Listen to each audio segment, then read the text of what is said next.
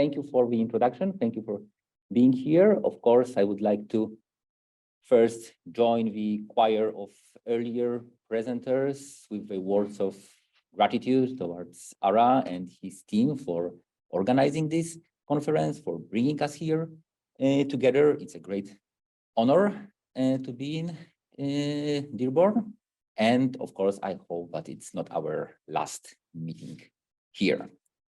So, as you already heard, the title of my presentation is A Domesticated Religion, with a question mark, Armenian Vernacular Christianity in Soviet Period.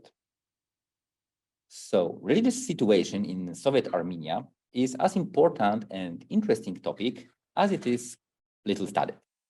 This lacuna is even more evident as far as our knowledge about Armenian Orthodox vernacular Christianity in the communist period is concerned.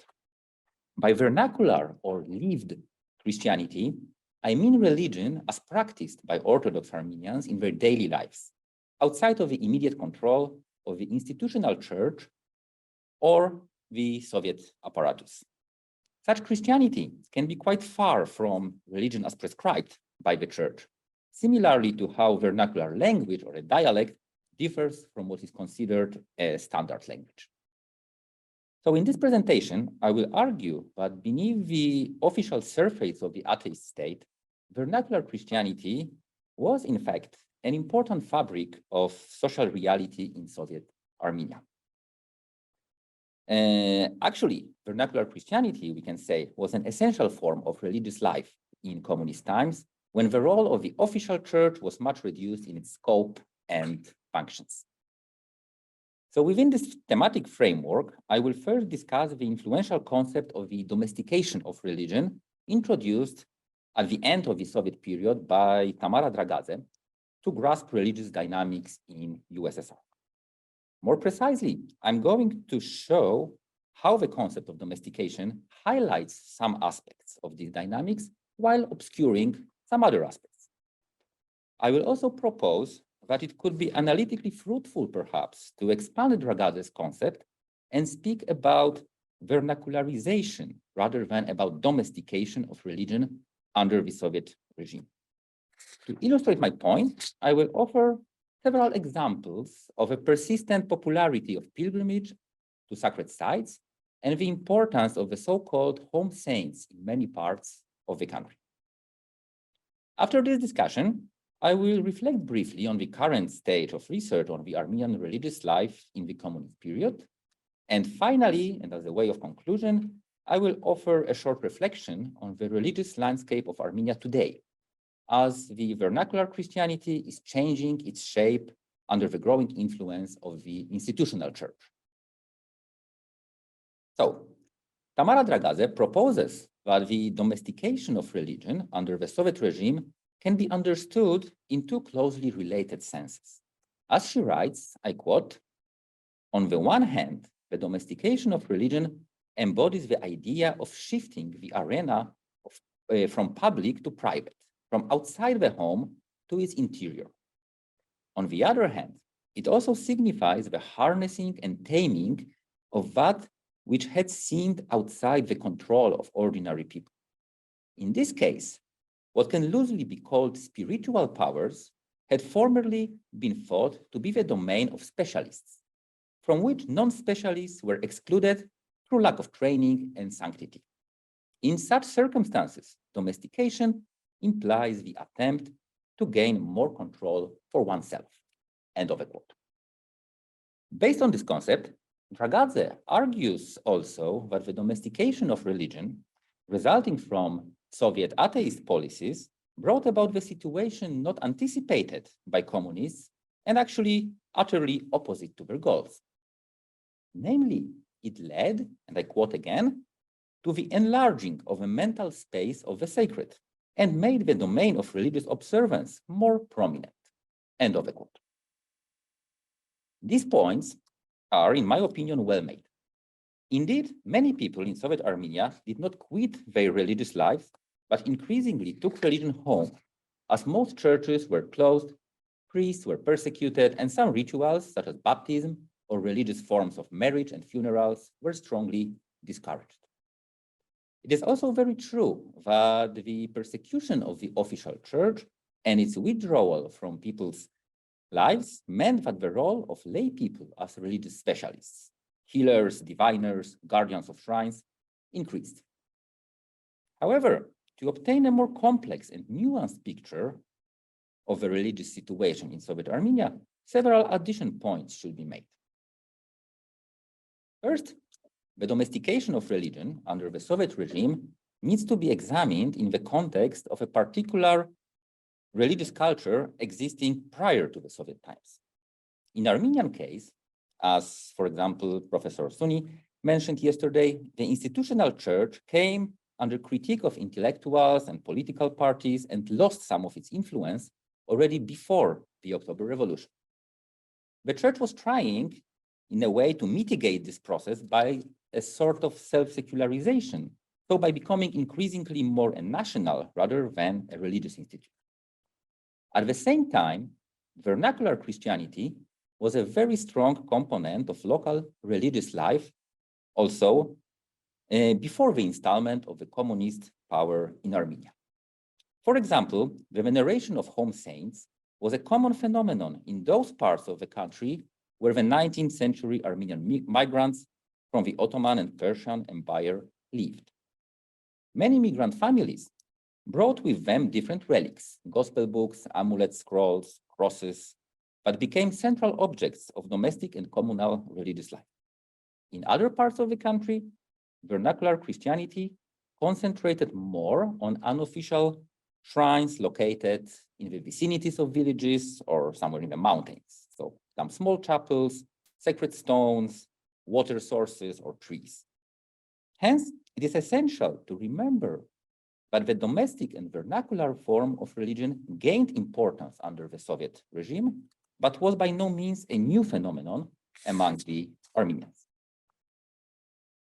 The second issue to which I would like to draw your attention is that a domestic space was not always a safe haven for religious practices during the Soviet times. In Stalin and Khrushchev's era, waves of religious persecutions could also reach unofficial shrines and home saints. Chapels could be demolished and precious gospel books confiscated. For these reasons, some people hid or even destroyed their relics. Others saved them at the cost of great risk. The following story, I was told during my fieldwork, gives a telling example of such a situation. So I will quote now. It was in the 1950s. The mother of my grandfather had a dream, but in a neighboring village in Shirak region, there are gospel books hidden under the floor of a cowshed, and that our family should find and took care of them. When my great-grandfather brought these books to their house, many people saw them in their dreams. They were coming from different villages and asking, "Can I touch these books? I had a dream, and from this dream, I know that your name is Mekertich." But KGB learned too that people were coming to touch these books and that there were religious phenomena which were forbidden. And the head of the village came to my family and said, "You must leave the village, otherwise you will be arrested." So they took the gospel books, and in the night they left their home and came here. At that time, in 1957, the construction of the Zvartnos airport started, so my grandfather started to work there. Initially, they lived in a secret place in a basement, so that police could not find them. After several years, when the situation eased, they built their house and lived there and kept secretly these books. After the fall of the Soviet Union, they constructed this chapel and put the books inside. End of the quote. And the third issue I would like to highlight regarding the domestication of religion regards the very idea of religion under the communism as being relegated from public to private sphere. While this idea is valid, it gives only a partial view of the situation. Actually, it may obscure the fact that many religious practices were taking place in Soviet Armenia in the public space. The difference compared to pre-communist and post-communist times was that they were happening to a greater extent in an unofficial public space, as I propose to call it. By this term, I mean a kind of space that is open to public gatherings, does not have a strictly defined ownership, exists outside the immediate control of either religious or state authorities, and where the code of conduct is dictated by tradition rather than any official rules. The most obvious example of such a space are pilgrimage sites, which are really abundant in Armenia. In Soviet times, such sacred sites could be visited either by individuals or by small groups whenever someone felt the need to ask for the supernatural support, as well as during feast days of these sites when they attracted crowds of pilgrims. To give just one example of such an unofficial public space, I will refer here to a shrine which was perhaps most frequently mentioned in Soviet reports and anti-religious press articles. This was so, I assume, because the shrine was located just a few kilometers from the center of Yerevan, and thus became a sort of concern and embarrassment for the communists. Formerly a church which was blew out in the 1940s by Soviet authorities, each year it attracted thousands of pilgrims for the Feast of the Assumption. This shrine was a surb, or the Holy Mother of God church in Nork, a district of the capital.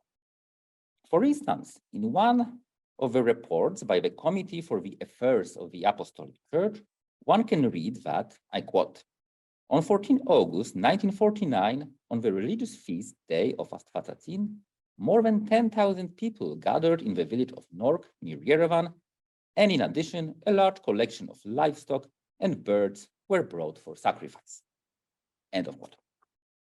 Another document produced more than 2 decades later spoke about, and I quote again, a prayer site in Nork established where the Church of the Holy Virgin had been pulled down. On 15 August 1971, up to 10,000 pilgrims from Yerevan and other regions gathered there. Pilgrims performed prayers, sacrificed a bird, and prepared and served food. End of quote.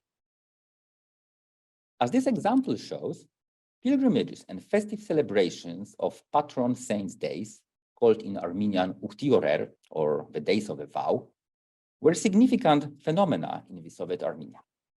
The former church in Nork was only one out of many shrines attracting pilgrims around the country.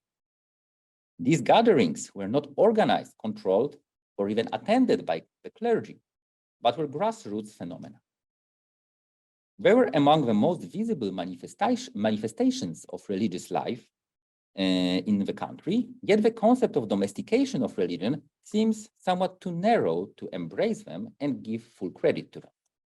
Hence, I propose that it can be more useful to speak in broader terms about the vernacularization of religion under the Soviet regime, the domestication being a part of this larger process.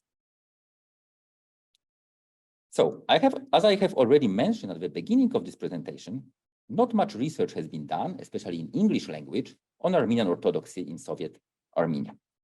Furthermore, I would say that most of these works deal predominantly with the persecutions and the survival of the church as an institution, as well as with Soviet atheist policies and propaganda.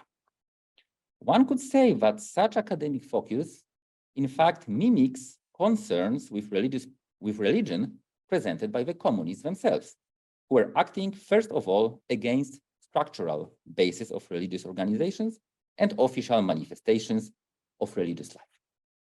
Yesterday, we could hear 2 papers following this line of research presented by Hasnik and Jakub. Regarding published works, the examples include, but are not limited to, an early article, The Armenian Church in Soviet Policy, by Edward Alexander from 1955, the fundamental series of 3 articles, The Armenian Church under the Soviet regime, published in 96-98 by Felix Corley in Religion, State and Society, and of course, the 2020 monograph, The Armenian Church in Soviet Armenia by Jakub.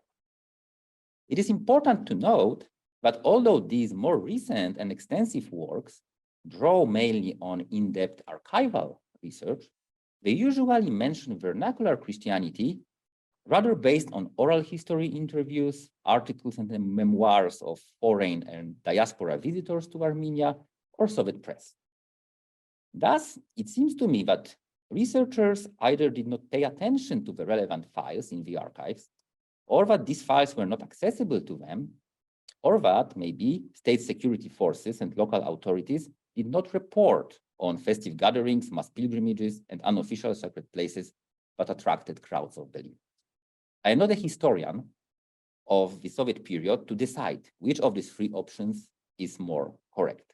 I can only put it as a question, and I would be very interested to hear your comments and opinions on this issue during our Q&A time. However, if the latter is the case, I find it surprising because it seems hardly possible that in such a secularized state as the Soviet Union was, where all forms of unauthorized gatherings were banned, these religious phenomena were not closely scrutinized and reported. Now, to conclude this presentation, let me briefly reflect on the religious situation in Armenia after the fall of the USSR. This situation has often been discussed in terms of the desecularization of post-Soviet space. In my opinion, this is quite a misleading perspective, but again, do not pay due attention to the persistence and vitality of vernacular Christianity under the communism. As I would like to argue, the return and growing strength of the Armenian Apostolic Church after the fall of the USSR has been not so much about filling a void created by atheistic ideology and policies. Rather, it has been about the institutional church competing with local unofficial religious practices that survived and sometimes even thrived under the communist regime. Today, such practices, including pilgrimage to unofficial sacred sites and the veneration of home saints, are challenged by the institutional church. Levon Abrahamian recently described this process in a rather militant way as reconquista, while Polish anthropologist Agnieszka Halemba called it in a softer tone, the institutional embracement. To return to the concepts I discussed throughout this presentation, this process means the de-domestication and de-vernacularization of religion, both in terms of it becoming a public affair and in terms of removing lay believers from religious sites and practices they inhabited in Soviet times. This new order, together with other contemporary cultural transformations, such as disintegration of a traditional village life and mass migration from Armenia's rural regions, seems to affect traditional religious customs and practices no less, or perhaps even more, than Soviet experiments of social engineering used to do. For this reason, further research that would fill the gap in existing scholarship on Armenian vernacular Christianity, both in communist and post-communist period, is an urgent need. Thank you for your attention.